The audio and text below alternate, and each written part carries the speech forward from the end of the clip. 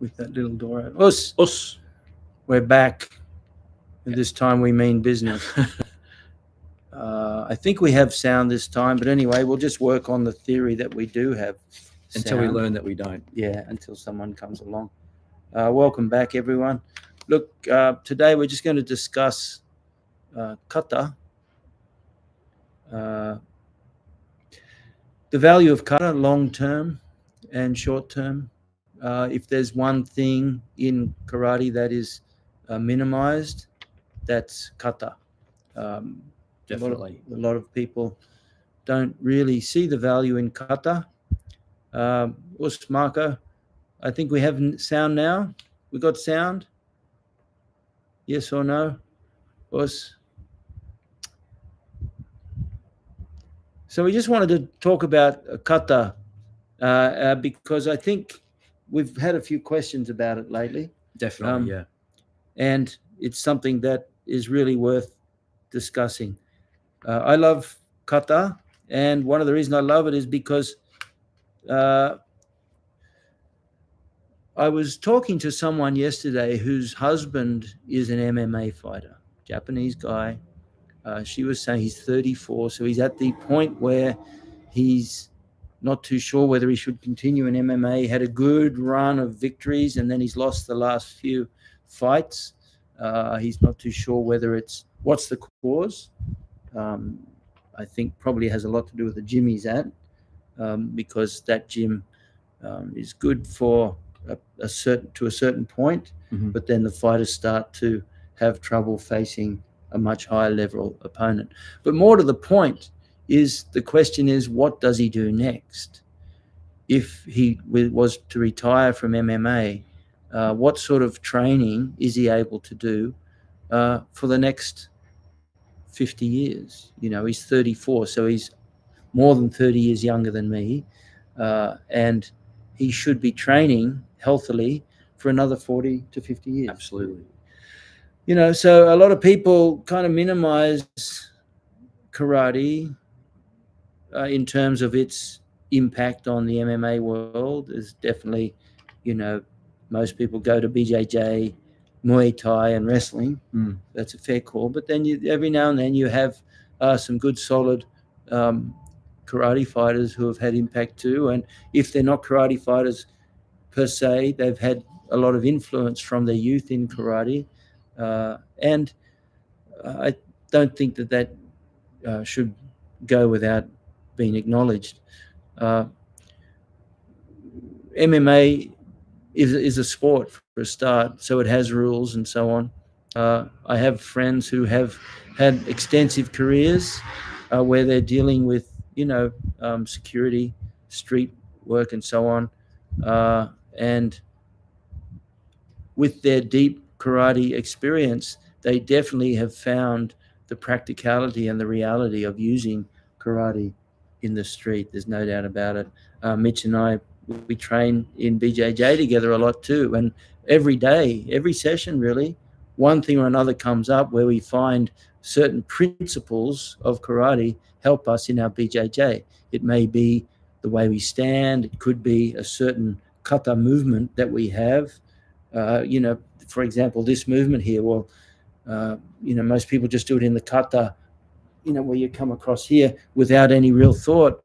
Whereas in a grappling situation, it's a very powerful movement that can be used. So I just wanted to discuss the usefulness of... Just this week alone, Shihan, speaking about what you just spoke about, Sunshin has come in multiple times with sweeps, right? Standing sweeps. The Tensho movement has come in a couple of times, and then there was something else that came. Oh, today we were doing the guard pullers and the typical Kyokushin block, you know, that we do from kicks. Yes. That's just presents itself everywhere as well. I mean, there's 3 quick examples in the past sort of 3 sessions alone where you can find practicality in a grappling situation, even though karate is commonly considered to be nothing more than punches and kicks. You know, but even when you look at Chojo Miyagi's Kaisei no Genri and you go back in a lot of those fundamentals, he talks about the hikite. When you retract your hand, it has something in it. When 2 hands come together in the kata, it has something in it. So it's grabbing and grappling. Okay, but the most important thing to remember, I think, is kata should be part of your training for life. Now, it's very easy for young people to minimize that, and by young I mean anyone under the age of 50 realistically should still be training solidly. Maybe not with the same outcome that you had at 21 or 22 if you were training hard. When people say they're training harder now at 50 and they're getting better results now at 50 than they were at 25, and they owe it to a certain diet or a new train, it just means they weren't training that hard at 25. Okay, realistically, you cannot maintain that level of intensity into your 40s and 50s. If that was the case, every sport in the world would be full of highly experienced, indefatigable 50-year-olds. And it's just not the case. It's just not the case. The only case where you see competitive 50-year-olds is like golf. And that's very much a mental game. You think about it, in the entire round of golf, which might last 3.5, 4 hours, the contact with the ball would total, your dressing and contact the ball would total maybe less than 20 minutes, 15 minutes. So it's very much a mental game. So that's why people into their 50s are able to maintain it. But even then, they can't keep up with the youth of today. So I think one of the most important things is to find a way to enjoy training. And whether that means taking your kata to the beach or to a park or playing around with different ways to do it, having kata races. One of the things we used to do, which we learned from Dave Pickfall in England, was Sanshin 1 to 10, where you'd have one person doing the Sanshin kata and everyone else would race to do it twice in that length of time, and then 3 times in that length of time, and then race to try and get it 10 times in the length of time of 3 times in the length, or 10 times in the length of one Sanshin kata. Okay, so I think that's pretty valuable as well. Have fun. If you're not enjoying your training, there's no point. What are you doing it for? And that's the first reason that anyone stops training, is it's just not enjoyable anymore. Okay. As you get older, you have to give the body its credit, its due, but don't expect too much from it, which means undertrain. Is that a fair call? Yeah, I think motivation's an interesting thing, right? When anyone starts any kind of training, people are like, "Oh, I'm going to do this, and this." And January 31, New Year's, is a perfect time for this. And by January 15, people are back at December 31. Yeah. It's just, they're done already. And if you could just consistently train, but undertrain consistently forever. When I say undertrain, it just means avoiding fatigue, constant fatigue. You'll progress really well. It's one of the ultimate ways of actually creating progressive overload. And I just, along that line, when you mentioned New Year's resolutions and so on, I think I'm just looking for Nick Hughes. We often talk about Nick Hughes here on the channel. He's, an incredible martial artist, and he wrote the book How to Be Your Own Bodyguard. He's recently released a new book too, called Aspire, which is an acronym he uses for goal setting. And of course, as you should know, that the SMART goals are all about setting goals. They're not very good for achieving them. Whereas Nick's formula, Aspire, will show you how to turn that SMART goal setting into goal completion. So there it is, Nick Hughes' latest book. You can get it on Kindle. I have my Kindle copy. You could probably get hard copy as well, but go and look for it. It's a great little book, and I'm reading it at the moment, and I've found so many areas in it that resonate with what we do. And he points out that most New Year's goals are all over by the second week in January, okay, simply because of the way we do it. And also by overbaking. As you get older, we were joking today that a good solid warm-up becomes the workout of the elderly student. Okay, as you get older, you have to take care of your body, and sometimes it means you have to lower the intensity of your training, or lower the duration, or lower the frequency. You have to lower something for the body to maintain consistency. The number one rule, as has always been, is no one gets injured. Don't get injured. And the best way to prevent injury, of course, is uh, maintain regular training with flexibility, have a prophylactic approach where you're actually doing what you need to do to prevent injury, not doing what you have to do to rehab injury. It's a bit silly. Okay. And the best way, besides your own personal training and daily routines to prevent injury, is to be a good training partner. Okay. The best training partners are ones that help you get to your goals without injury. There is no training partner in the world that you need less than someone who cares nothing about your training and only cares about themselves. And that means they don't care if you get injured. It's not very nice. Okay, so always try to find a way to have a bit of fun as you get older. And this keeps coming up, probably because of my own age. You need to find a way to train regularly with a degree of consistency. And by consistency, I mean that's the intensity that you train at.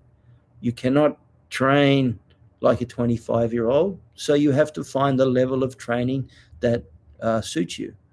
And the most important thing is that training should be for life. You're training not just as a hobby, but you're training shugyo. Shugyo means uh, training for life. Okay, I think that's very important. Some things you can't do, for example, as the body gets older, I know that I can't deal with the impact anymore.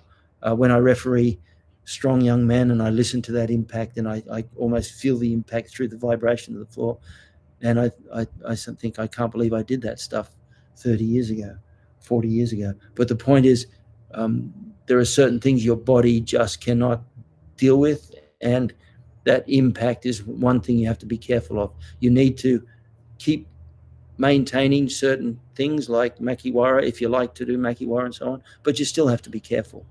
Okay. And like I said, um, you can't maintain the same level of intensity of a 21, 22-year-old into your 50s, 60s, and 70s. So you have to deal with that. Another thing which you start to lose as you get older is your range of motion.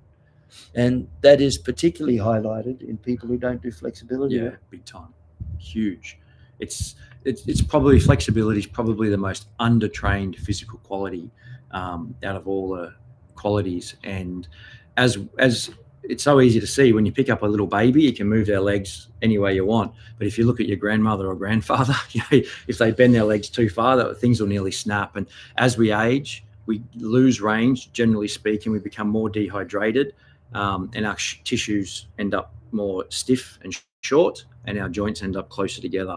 But this can all be prevented and reversed largely through appropriate training plus recovery training and flexibility training, doing stretching and tissue work to offset the tension producing activity that all training, doesn't matter what you're doing, all training is tension producing in some way, shape or form.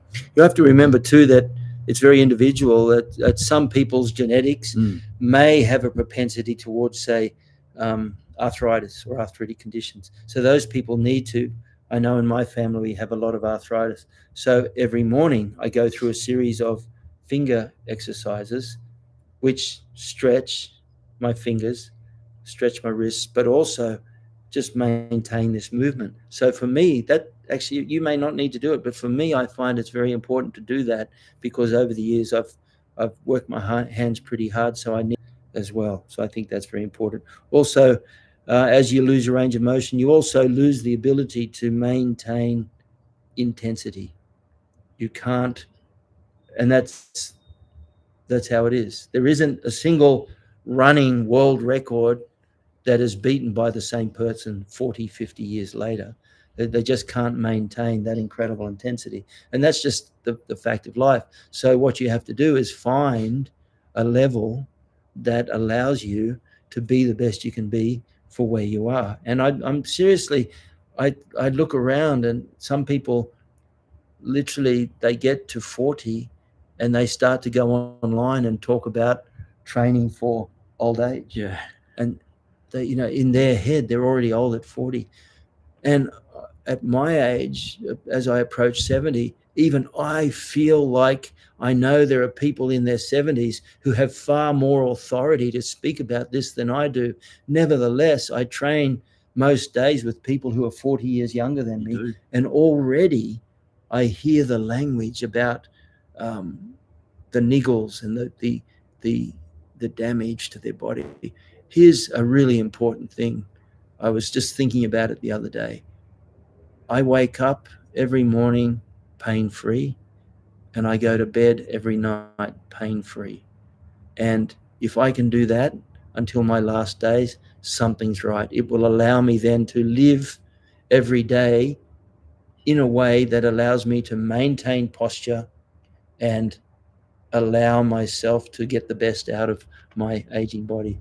I think we should always train as well as we're able at any age. That way we're always doing our best karate. Well, there you go. That's exactly right. But we don't want to minimize what our best karate is. That's like I say, that you get the 40-year-old who goes online, or the 35, or the 45, or even the 50-year-old who goes online and starts to talk about training for old age and so on. You really need to think long term and recognize that even at 70, you should be able to maintain a pretty solid degree of regular training. Something that you and Shihan Pete Collis do particularly, and I don't think you do it deliberately, I think it's just a byproduct of who you both are, is if you ever have the mindset of, I'm in my late 40s, approaching 50, and it's so easy to fall into that mindset that you just talked about. But then I look around and there's you training, and there's Shihan Pete, I know he's training incredibly hard and well all the time, and you think, no, there's no excuses for me. I've got to keep training. And it's such a wonderful example that you both set.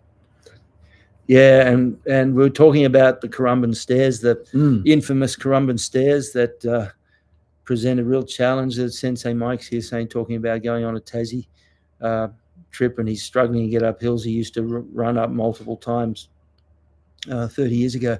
And it's true that those Currumbin stairs, which used to be a challenge that we'd look at and we just grit our teeth and just do it and run it, and now it's just a challenge just to walk up one or two times or three times, Not for Shihan Pete. Yeah, that's right. So, I think as you get older, movement is vital, and this is where the beauty of kata comes in.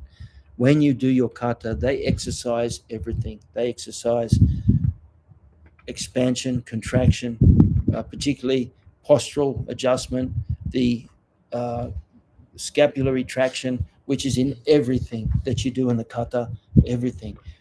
We talk about the expansion and contract the body, expand the body, expand the body, contract the body, contract, expand, contract, expand. All these movements, when you understand the concept of what they call tai no shinshuku or karada no shinshuku. Shinshuku means the expansion and contraction of the body. When you understand that, as you get older, it becomes more and more important, because that's doing the kata that allows you to exercise muscles which would normally start to weaken through lack of use. If you don't use it, you lose it. Yeah, and a chain is only as strong as the weakest link. And if you start to lose range of motion and use in certain erector muscles and so on, the next thing you know, you're bent over like an old person. On the other hand, if you can maintain that flexibility into your 60s and 70s and even 80s, well, then I think there's something in that. And that's where the beauty of kata is incredible. Even for non-karate people, I know people come to the channel and they go, oh, yeah, they're karate and they're katas.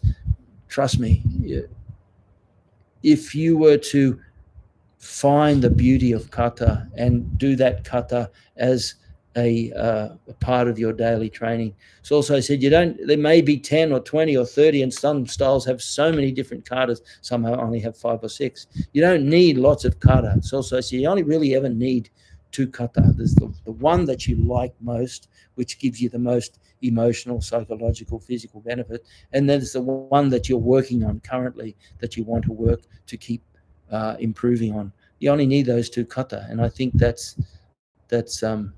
good. Did we lose sound again? Hopefully not.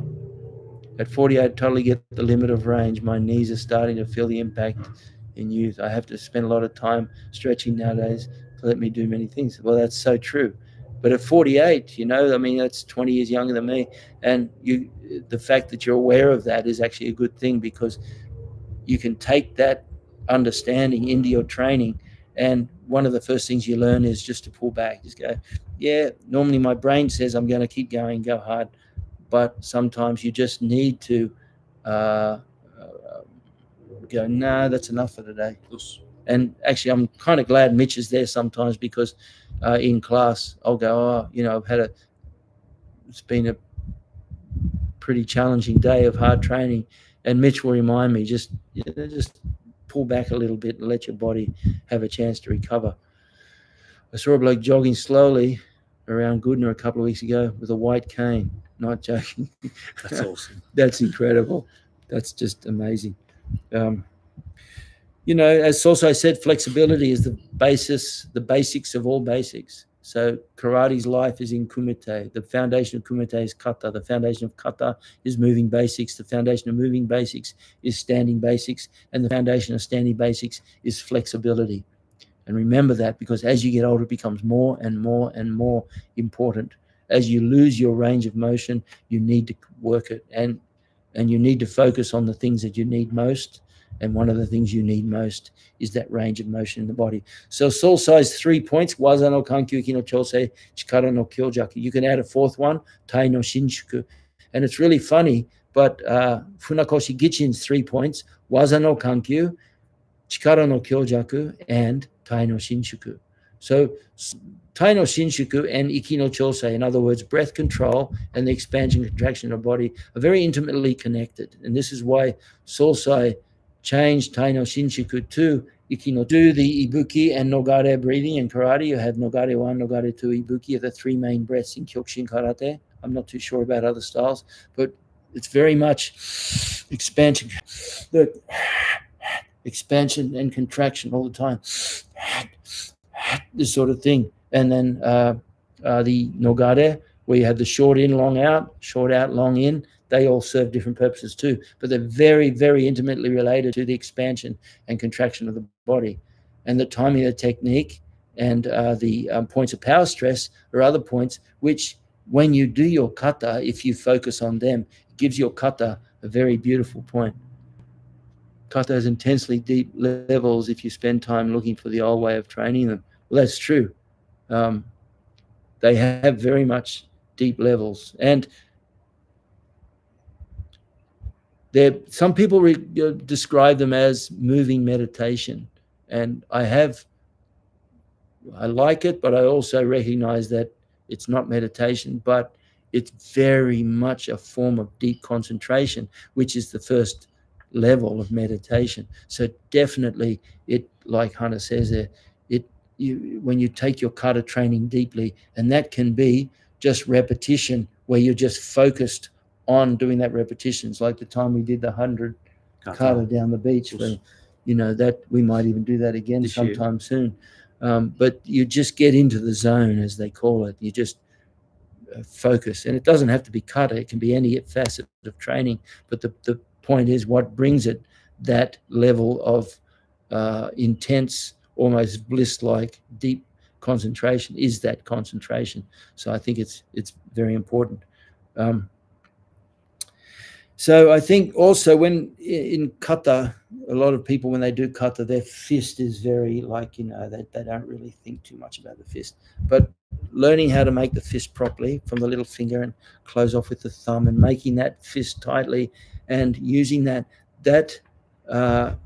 gives your training, even into old age, more secret benefits, because that fist will stretch the tendons and muscles of your joints. And I know that to be true, because when I had made a fist when I was young, my fingertips were up here above the heart line, and I had a row of calluses from where I would put my fingertips like that to roll over. But now when I do it, because of things like my arthritic joints and I can't bend the joints on, I don't have that. So what you do is you do what you can with what you've got. And that's why when you do kata, especially sanshin, making those fists actually has a hidden benefit, because it's very easy to forget the fist and just go, nice soft fist. But doing that, the strong fist has benefit in it. It's very strong. it works the joints in a way. And the kata should work all the muscles on the body, particularly when you do 3 or 4 kata with different angles, different movements. This sort of movement like Pinan 2, 1, look, expansion, contraction, expansion, this sort of thing. Big circular motions. We don't get to lift our arms above our head very often, do we, in day-to-day life? So when you do things like the Kanku Kata, coming here, and the large circular motion, and the Kyokushin style of doing things with large motion, it all works the joints, and it washes them out.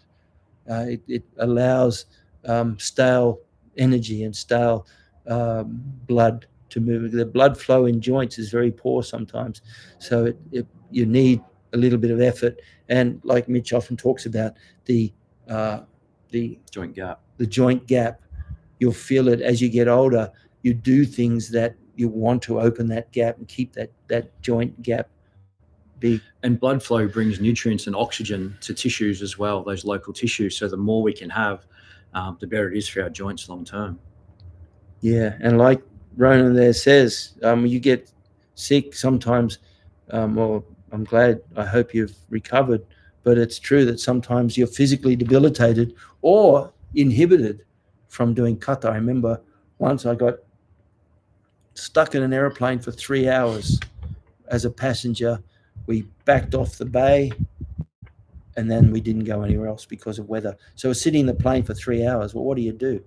Most people are restless. They'll look at movies and so on. And I remember I literally went through all the Kyokushin kata in my head, just going through the poor lady next to me probably didn't enjoy it. Every now and then I'd do a little bit of a jolt, but you go through mentally, and it's amazing how when you do it mentally, sometimes even mentally you go, oh, I didn't do that very well. It's a really weird thing. You go, yeah, oh, no, I can do better than that. And you go back and you mentally rehearse the technique in a way that is even better sometimes than physically rehearsing it. And everyone knows that famous basketball study where they had guys throwing baskets for 3 months or whatever it was, and guys mentally rehearsing, and the difference was extremely minimal. Yeah.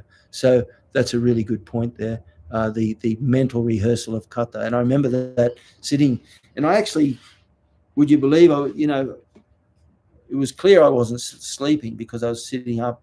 But I remember an old Chinese bloke at the end of the 3 hours after the seatbelt sign. So we finally took off and the seatbelt sign came off, and he was actually sitting over with his daughter. And he says, what is it you were doing? I said, why? He says, I want to do it. Yeah. It's just he said, because 3 hours is a long time. And he says it's very easy to become bored or frustrated or angry. And he said, every now and then look over at me, and I just seem to be enjoying myself doing the kata in my head. Hip flexibility and leg strength are definitely a bigger challenge these days than they once were. Still, it's nice to have something to work on. You're right. And I don't think people realize it. When people at 40 or 45 or 50 talk about the loss of strength, I don't think they realize what they're in for. Well, I'm less than 50, so I still don't know. Yeah. And can you talk about then, that's a really good point, Sensei Mike Clark, because hip flexibility and particularly leg strength, that's something I really feel as well. Can you talk about perhaps something that as people age, they can do to address that? Yeah. So I think there's a lot of longevity people, or the topic of longevity is really popular at the moment in sort of popular science, and for good reason. People want to live healthier for longer, which I think is great. And there's all these proxies for longevity. They'll say people with the best grip strength will live longest. And grip strength is really just a proxy for general body strength. And my personal opinion is that leg strength and leg flexibility and leg endurance in the legs are the most important things to look after. Because if strength is one thing, strength and endurance get all the benefits. Like people want a high VO2 max and they want high strength, but you can display strength a number of ways. You can display it dynamically through eccentric, concentric contractions, but you can also display isometrically where the joint's not moving. And that's not necessarily good because movement is a key to life. So what can you do for that?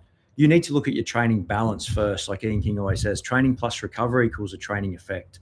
So you're training at 40 should ultimately be different at 50, different at 60, different at 70. How different, Mitch? Well, the amount of time you spend in stretching and tissue work needs to increase as you get older, unless you're genetically just an outlier, and there are those people out there, and they don't need to change too much. But 80 to 90% of people on the planet aren't statistical outliers, and they need to be increasing the amount of time. If they were, it wouldn't be an outlier anymore. That's exactly right. That'd be the norm, right? That's why they're outliers. Yeah, and so what you need to be doing is more time stretching, more time tissue work, more time softening the body, and so on.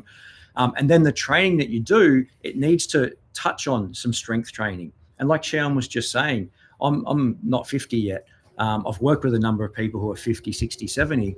And exactly what Shihan was saying, Kata, for example, the way you get to load the legs, you can manage it yourself. You can narrow the stances. You can make them less deep. You can work at a level that your body can tolerate at the moment to maintain as much strength and range of motion as you can. And that's the beauty of the stances in karate. Things like a Zenkutsu Dachi, Kokutsu Dachi, all the different stances, Kiba Dachi, you can modify them a little bit to manipulate them to your body, which is so important to do. It's so I'd recommend doing that. I'd recommend spending more time stretching, whether it's in your training session or as a session in itself outside of training.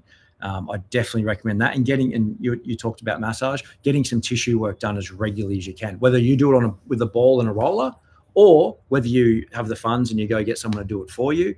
I'd recommend doing a lot more of that as well. And then when you're doing the kata, like you say, be a Star Wars clone, because practice doesn't make perfect. Perfect practice makes perfect, as you always say. And like you said, you were talking about the fist before and the waki not being close, all that kind of stuff. You want to make sure you're doing those things, because that's what will give you the specific adaptation and give your body ability to expand and contract in the way that you're talking about. I think it's really good too, and we'll wind it up now, but I think it's really good too to actually take time to visit different schools and different styles, because you may be doing a kata 100% exactly as your instructor taught you to do, but it could be completely wrong. And when I say wrong, I don't mean wrong techniques in a different order. I mean technically incorrect. You could have too much tension in the shoulder. You could throw the punch. Where is it? And the little finger will be out, or turning the hand. And you do things, and you develop habits. And we were talking about this at lunchtime training, in that you react how you train. And if you constantly rehearse an incorrect movement, it becomes your habit. Okay. And of course, kata, we're not talking about competitive fighting, but we're still talking about creating a certain habit. And you want to be very accurate. And I find one of the best ways to do that is by actually going and visiting other instructors, particularly instructors who you respect. And also it may be from different styles. One of our buddies who trains with us went and trained and lived in Okinawa, and he's a Kyokushin guy, but he ended up training with an Okinawan Goju school there for a year or 18 months or so, I think. And I can see the difference in his training when he comes back. So that's another way to improve the quality of your training, is not just the intensity, but also the quality, the technical quality, because good technique has certain physiological demands. The reason our technique gets poor and weak is because we get lazy, and it's a lazy way to step through the kata, a lazy way to do something. You sway because you're using momentum rather than using your muscles and so on. So anyway, I think there's so much to be found in kata. Please don't minimize them. At least pick a couple of kata. And for those people who are in MMA, who are in different fighting arts, particularly standing fighting arts, who are kind of like at a point where they're not sure what to do. I mean, boxers and kickboxers and Muay Thai fighters you can train for a long time, but how many times can you go into the gym and skip and kick the bag and do the same thing? Whereas kata gives you this beautiful, creative, moving meditation, as you say, with the beautiful range. There's nothing more beautiful than going through the slow motion and getting these movements going. It's clear to me that doing a beautiful Tensho Kata has benefits in the energy flow in your body. It just flows, and there's a certain poetry in that. So I think that's very, very useful. Anyway, thanks for coming along. Appreciate it. If you've got any comments, leave them below. We'd really appreciate that. If you haven't subscribed, please do so. I heard there's 1 or 2 people who haven't. And by all means, hit the bell, hit the like, and please leave a comment, because then we can answer those comments. And that would be very, very enjoyable for everyone. Look forward to seeing you next time. Awesome. Thanks, Mitch, and us to everyone. If we don't see you before Christmas, have a nice Christmas, of course.